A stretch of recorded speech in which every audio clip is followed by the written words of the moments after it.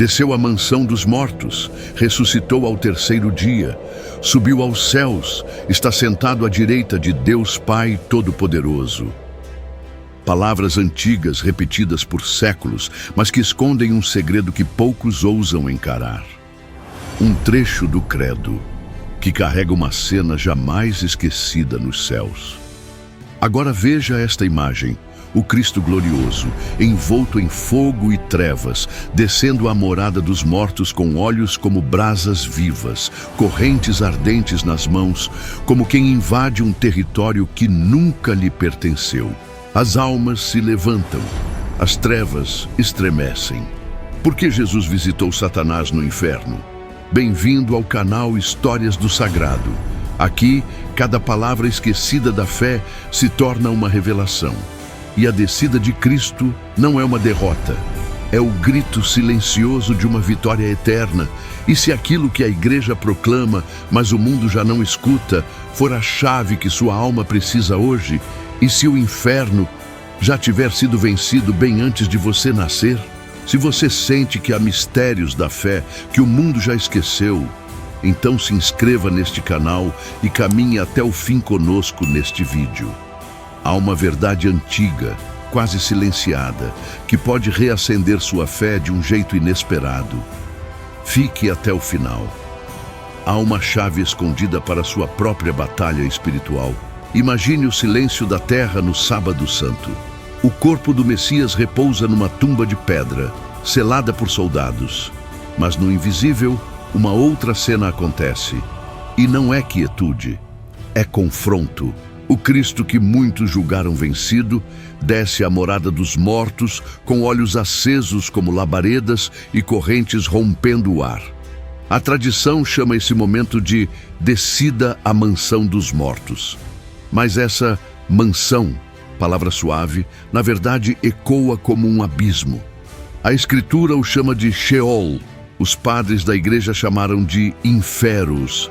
Os antigos hebreus o viam como o lugar onde as almas esperavam, em sombra, longe da luz da promessa. Cristo não desce como um prisioneiro, ele desce como Senhor, como um rei que invade o território do inimigo com autoridade inegociável. Ele não vai negociar com Satanás, ele vai tomar de volta o que era seu. As almas justas que aguardavam a redenção, desde Adão até o último profeta.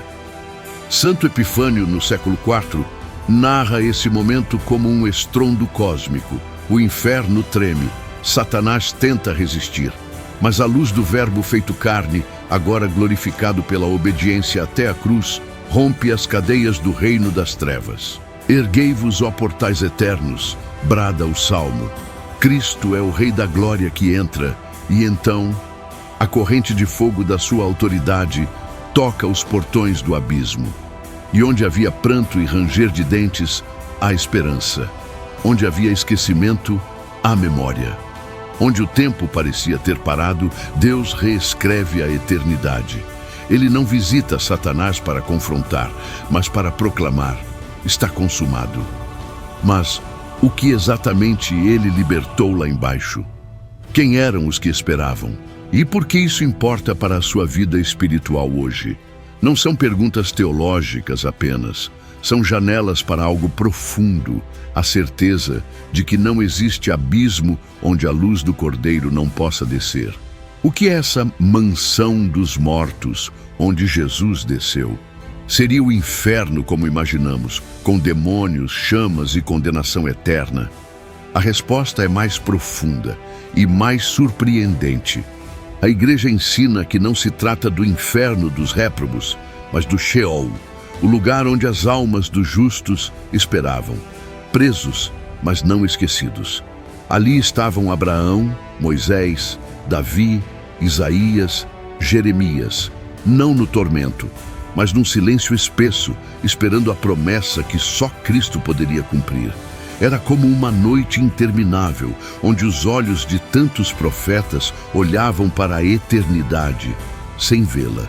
É por isso que o catecismo afirma: Jesus não desceu ao inferno para libertar os condenados, nem para destruir o inferno da condenação. mas para libertar os justos que o haviam precedido. A descida de Cristo é uma libertação dos limiares da morte.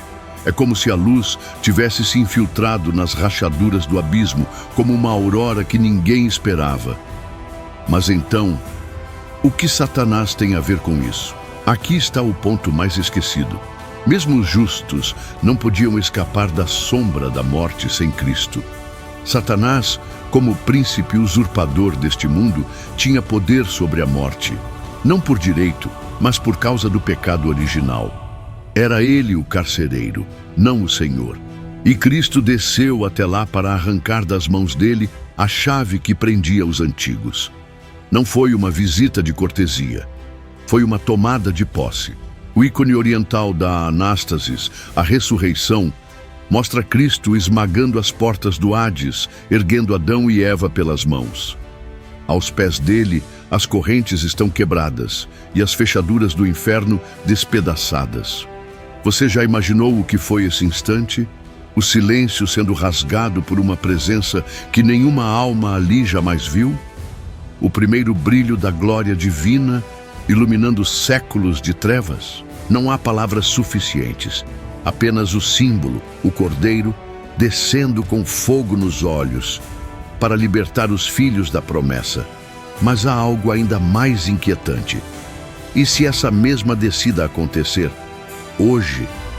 A Bíblia não descreve em detalhes a descida de Cristo ao lugar dos mortos, mas há ecos que ressoam como trovões espirituais, escondidos entre os salmos, as cartas dos apóstolos e os escritos dos padres, como um mapa secreto desenhado pelo Espírito. São Pedro, na sua primeira epístola, escreve que Cristo foi pregar aos espíritos em prisão. Primeira carta de São Pedro, capítulo 3, versículo 19, uma frase simples, mas que abre uma cratera no coração da realidade. Quem eram esses espíritos? O que ele pregou ali? E por que a eternidade parece ter parado para ouvi-lo? Santo Tomás de Aquino diz que Cristo não desceu com palavras humanas, mas com a própria presença. Sua alma unida à divindade iluminou o Sheol como o sol rasgando a madrugada. A pregação de Cristo era a revelação do que estava consumado. O pecado estava vencido, a morte desarmada, o inimigo despojado. E então, o que os olhos de Abraão viram? Como foi o instante em que Moisés, que morrera olhando de longe a terra prometida, agora vê o próprio Cordeiro glorioso diante de si? Quantas lágrimas silenciosas brotaram dos olhos de Davi ao ouvir que a promessa feita à sua linhagem tinha se encarnado e vencido a morte.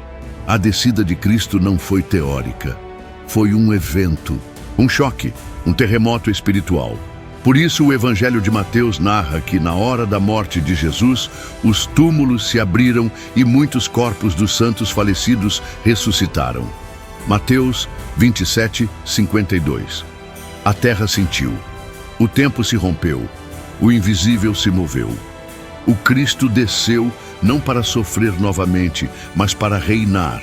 E seu reinado começa justamente onde o inimigo julgava ter domínio absoluto, na região do esquecimento. Ali, onde as promessas pareciam distantes, a verdade entra em pessoa e tudo se curva. Santo Melitão de Sardes, no século II, pregava: ele enfrentou a morte e a confundiu. Tornou-se cativo da morte e a transformou em cativeiro. Levou ao inferno o corpo da humanidade e trouxe de volta a vida eterna. Você consegue imaginar essa cena? A morte perplexa, ouvindo o nome de um homem que carrega em si toda a divindade. Satanás, confuso, sentindo o chão do seu império ruir. E as almas justas, começando a levantar os olhos. O impossível acabara de acontecer. Mas esse acontecimento não está preso ao passado, porque o Cristo que desceu ao Sheol ainda desce. E talvez ele esteja descendo agora, ao fundo do seu próprio abismo interior. Talvez o maior mistério dessa passagem não esteja apenas no que Cristo fez, mas onde ele fez. O Filho eterno de Deus, que andou sobre o mar, que multiplicou os pães, que lavou os pés dos apóstolos, agora pisa onde nenhum justo jamais quis pisar, as sombras da morte. Mas por quê? Porque era ali que estávamos todos nós. Desde o primeiro pecado, a humanidade carregava uma dívida. E essa dívida não era escrita em livros humanos, mas gravada nas profundezas da alma. Era ali, naquele vazio que ninguém vê, que Cristo precisava entrar. E aqui está o segredo. Ele não desceu só ao inferno da história. Ele desce também ao inferno de cada alma ferida. Quantos vivem hoje num Sheol interior?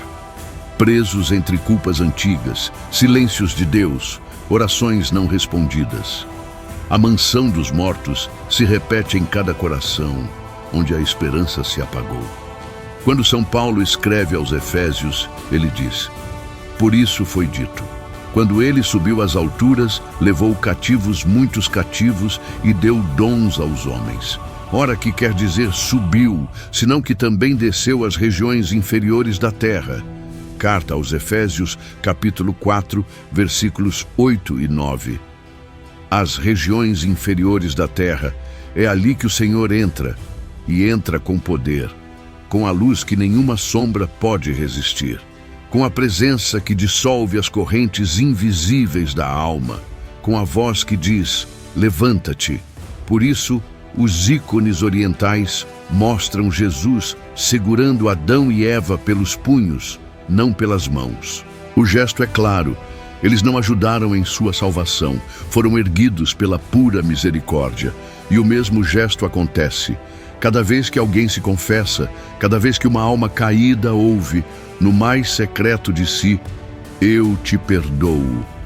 Cristo desce hoje ao inferno de cada abandono, de cada memória enterrada, de cada noite escura da alma. Ele não teme a escuridão, ele entra nela como quem possui a chave.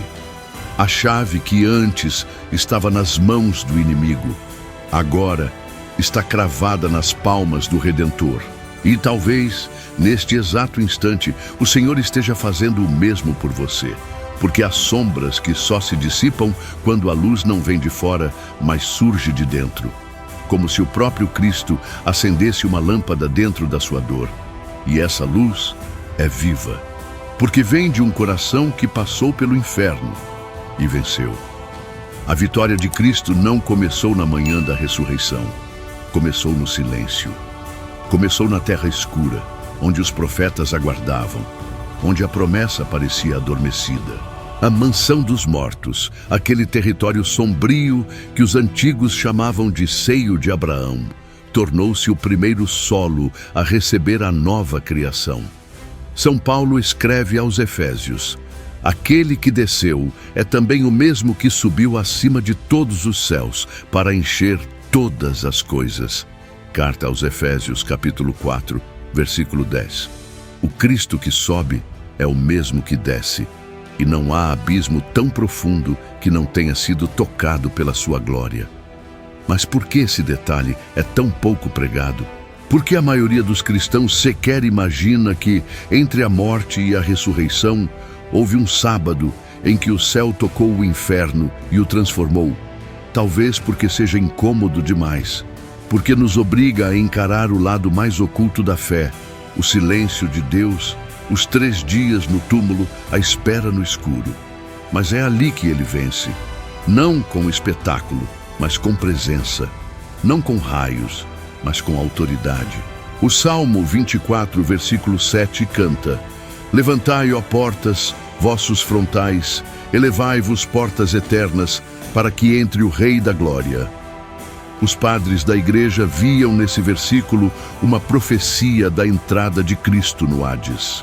Ele não bateu a porta, ele ordenou que se abrissem, porque o Rei da Glória não pede passagem, ele toma o que é seu. Santo Epifânio, num antigo sermão, descreve a cena: eu sou o teu Deus, que por tua causa me tornei teu filho. Levanta-te, tu que dormes. Eu não te criei para seres prisioneiro do inferno. Levanta-te, ó obra das minhas mãos. É como se a eternidade inteira prendesse o fôlego diante do momento em que Deus estende a mão para levantar Adão, e com ele toda a humanidade. E aqui está o ponto mais profundo. A sua alma também está entre essas mãos, porque o que Cristo fez no Hades não foi apenas libertar almas antigas, foi abrir um caminho eterno. Um caminho que vai das trevas ao trono, da morte à ressurreição, da queda à glória. Cristo desce para que nenhum de nós, ao tocar o fundo da alma, se sinta sozinho. Ele esteve lá e ele venceu ali. Por isso, cada vez que você pensa ter perdido tudo, ali pode começar sua própria ressurreição. E o que isso revela sobre o que acontece conosco? Depois da morte, poucos se atrevem a olhar para a morte sem desviar o rosto. Mesmo crentes, mesmo teólogos, mesmo padres, falam dela com reservas, como se fosse uma vergonha inevitável da existência. Mas, e se a morte já não fosse mais a mesma? E se o lugar onde ela reinava agora fosse território conquistado? O apóstolo Paulo, ao escrever aos Coríntios, proclama: o último inimigo a ser destruído é a morte. Primeira carta aos Coríntios, capítulo 15, versículo 26. Mas essa destruição não virá com anjos flamejantes. Começou no silêncio, naquela descida solitária do Filho de Deus, a morada dos mortos. Porque o inferno, para a alma separada de Deus, era a ausência, era frio, era esquecimento. Era o lugar onde não havia nome. O inferno não é só castigo, é anonimato espiritual. E foi ali, naquele silêncio sem nome, que o nome acima de todo nome foi pronunciado com autoridade. Você já parou para pensar nisso? Que Cristo pronunciou o próprio nome de Deus, Eu Sou, no meio da escuridão, onde tudo se calava. E ao fazê-lo, desfez as amarras invisíveis que aprisionavam os filhos da promessa. Desde então, a morte deixou de ser um fim absoluto. Tornou-se uma ponte atravessada por Cristo. Antes ela era uma muralha, agora é uma porta. Mas uma porta estreita feita do mesmo madeiro onde ele foi pregado. Uma cruz de silêncio, de abandono e de glória. São João Damasceno, no século VIII, dizia: a morte estremeceu ao ver aquele que era vida penetrar em seu reino. Porque a morte não conhecia Cristo. Ela jamais experimentara algo semelhante. Vida plena entrando em suas entranhas, luz invadindo seu centro, amor tocando o intocável. A mansão dos mortos foi o palco onde Deus proclamou que ninguém mais precisaria temer o esquecimento. Nenhuma alma fiel seria tragada para sempre. Nenhuma lágrima cairia em vão. Porque o Filho de Deus tocou o fundo do poço e colocou ali uma escada para o céu. Isso muda tudo sobre o que significa morrer.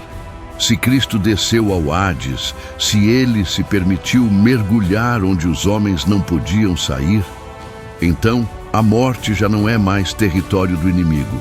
Ela foi violada, ela foi transfigurada, ela se tornou caminho. Mas essa verdade não é automática, não é um bilhete de salvação sem resposta. Cristo desceu para nos chamar, mas precisamos ouvir. Precisamos reconhecer em cada dor, em cada perda, em cada silêncio, a voz que ecoa da eternidade. Levanta-te e não pense que isso só se aplica ao momento final da vida. Quantas vezes morremos por dentro? Quantas vezes enterramos a fé? Quantas vezes descemos aos nossos próprios sepulcros emocionais e espirituais, sem saber que há um Cristo descendo conosco? Sim, a morte ainda existe, mas ela já perdeu seu centro, já não é mais dona de nada, porque agora, no centro da morte, há um trono de luz plantado pelo próprio Deus. E talvez o maior sinal de fé seja olhar para ela com os olhos de Cristo, não como fim, mas como nascimento. A descida de Cristo à mansão dos mortos não é um detalhe remoto da fé, é uma chave espiritual que revela algo essencial. O campo de batalha nunca foi apenas externo, sempre foi interior. E o primeiro território que Cristo conquista é o da alma. Hoje, muitos combatem por fora, contra injustiças, crises, doenças, inimigos visíveis. Mas e quanto à guerra invisível que acontece dentro? Quantas almas estão aprisionadas em abismos pessoais, sem saber que há um Salvador que já atravessou essas sombras? A tradição da Igreja ensina que o pecado abre portas para regiões espiritualmente obscurecidas dentro de nós, mas também afirma: a graça é mais forte. A mesma luz que penetrou o antigo Sheol pode acender lugares esquecidos no coração humano. Você acredita nisso? Santo Inácio de Loyola dizia que há momentos em que a alma sente como se estivesse no inferno, sem consolo, sem luz, sem movimento. Ele chamava isso de desolação. E é justamente nesses momentos que o Senhor deseja entrar, como entrou um dia na morada dos mortos. Não com palavras, mas com autoridade silenciosa. Pense nisso. Quando você está em crise, em tentação profunda, em abandono, o que faz? Se o Cristo ressuscitado jamais tivesse atravessado as trevas, você pensaria estar só, mas não está. Ele conhece os caminhos secretos do interior humano e os toca com compaixão. Por isso, a vida espiritual não é só subida, é também descida acompanhada. É aprender a entrar no próprio silêncio, na própria dor, sabendo que lá já habita uma presença escondida. Uma voz que diz: levanta-te. Uma força que não se impõe, mas transforma. E essa força precisa ser reacesa. Porque há cristãos que vivem como se ainda estivessem no Sheol, sem esperança, sem direção, sem consciência da vitória. E o inimigo se aproveita disso, da ignorância sobre aquilo que já foi resgatado. A oração profunda, o jejum sincero, o silêncio interior não são apenas práticas devocionais. São formas de abrir espaço para que a luz que venceu o Hades rompa também as prisões da alma. Não com correntes quebradas, mas com paz restaurada. E quando isso acontece, o inferno interior perde poder. A culpa se dissolve, o medo se curva, porque ali o nome do vencedor já foi pronunciado e esse nome ainda ecoa e ainda liberta. A maioria dos cristãos imagina a salvação como algo que aconteceu no passado, um evento fixo, histórico, encerrado. Mas os santos sabem, o que Cristo fez acontece ainda hoje, misticamente, em cada alma que o invoca. A descida à mansão dos mortos não terminou. Ela se repete. Toda vez que alguém mergulha na escuridão do pecado e clama pelo nome de Jesus, ele desce. Toda vez que uma alma cai, e mesmo sem forças, deseja voltar, ele desce. Toda vez que uma oração brota em meio às trevas interiores, ele já está lá esperando. Santo Efrém, o sírio, escreveu: ele desceu à morte e encontrou sua morada, mas não como prisioneiro, como Senhor.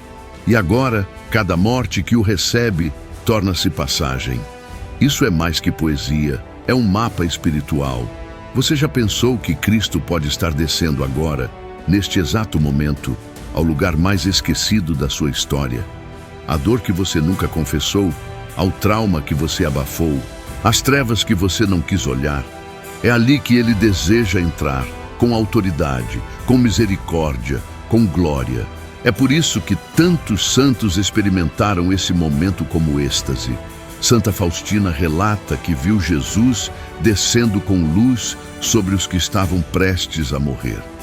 São Padre Pio, em seus êxtases, via almas sendo libertas pela presença de Cristo, onde ninguém mais via esperança, porque ele continua a descer. Não mais ao Sheol físico, mas aos infernos pessoais que cada alma pode carregar. Onde a fé, ainda que em ruína, ainda que num fio, ele age, ele invade, ele vence, e isso muda completamente nossa visão da vida espiritual. A oração não é mais só um pedido, é uma invocação de resgate. A confissão não é só rito, é a mão do Cristo atravessando a morte para te levantar. A Eucaristia não é só símbolo, É o corpo glorificado daquele que desceu às trevas e saiu vitorioso. E agora, entra em você. Tudo muda quando você entende que Cristo não parou no túmulo, que sua vitória não foi apenas contra a morte, mas dentro dela. Ele venceu por dentro.